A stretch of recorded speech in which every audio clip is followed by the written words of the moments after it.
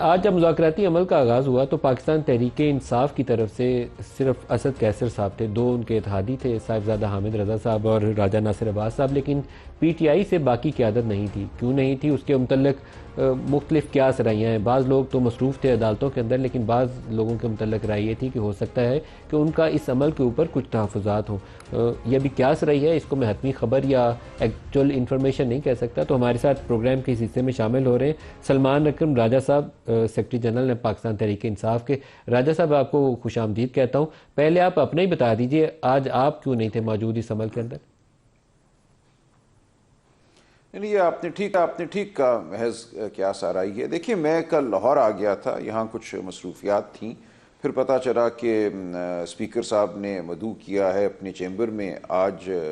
11 بجے، تو ممکن نہیں تھا میرے لیے واپس آنا، تو اس سے بڑھ کے کوئی بات نہیں تھی۔ تو یہی طے ہوا کہ جو لوگ موجود ہیں اسلام آباد میں وہ مل لیں، کیونکہ ایک ابتدائی نوعیت کی نشست تھی۔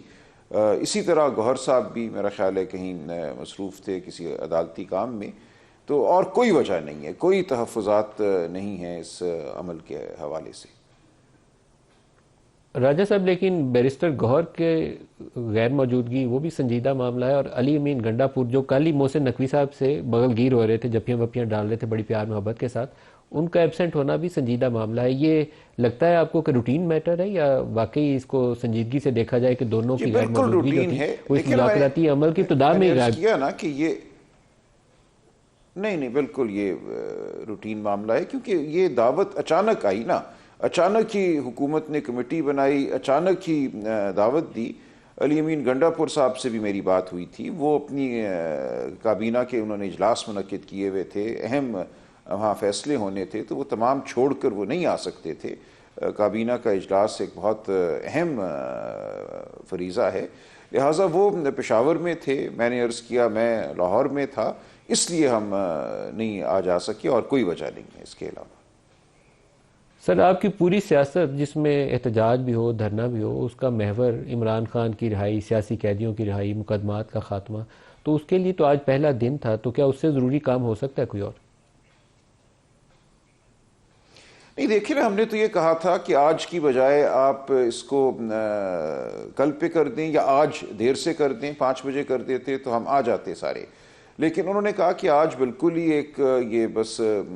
رسمی سی ملاقات ہے تو ہونے دیں، ورنہ اگر آج یہ 11 بجے کی بجائے 5 بجے ہوتی، 4 بجے ہوتی تو ہم سب موجود ہوتے۔ اس لیے یہ ایسی کوئی بات نہیں ہے، اور اس دوران ہماری گفتگو کسی نہ کسی سطح پہ جاری رہے گی جو ممبران ہیں مذاکراتی ٹیم کے، تو اس لیے کوئی اس میں میرا خیال ہے ایسی بات نہیں ہے۔ میں سمجھتا ہوں بہتر ہوتا کہ اگلی نشست 2 جنوری سے ذرا پہلے ہوتی، یہ بیچ میں ایک گیپ آ گیا، لیکن بہرحال چھٹیاں ہیں، لوگوں کی مصروفیات ہیں، ان کی ٹیم کے لوگوں کو بھی شہر سے باہر جانا تھا، تو 2 جنوری سے بھی اگر بات مثبت انداز میں ہو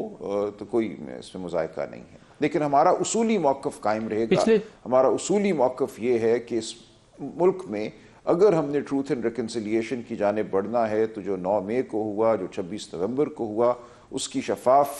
تحقیقات ہونی چاہیے، کمیشن بننا چاہیے، اور جو لوگ جیلوں میں ہیں، شاہ محمود قریشی صاحب ہوں، یاسمین راشد ہوں، اعجاز چودھری ہوں،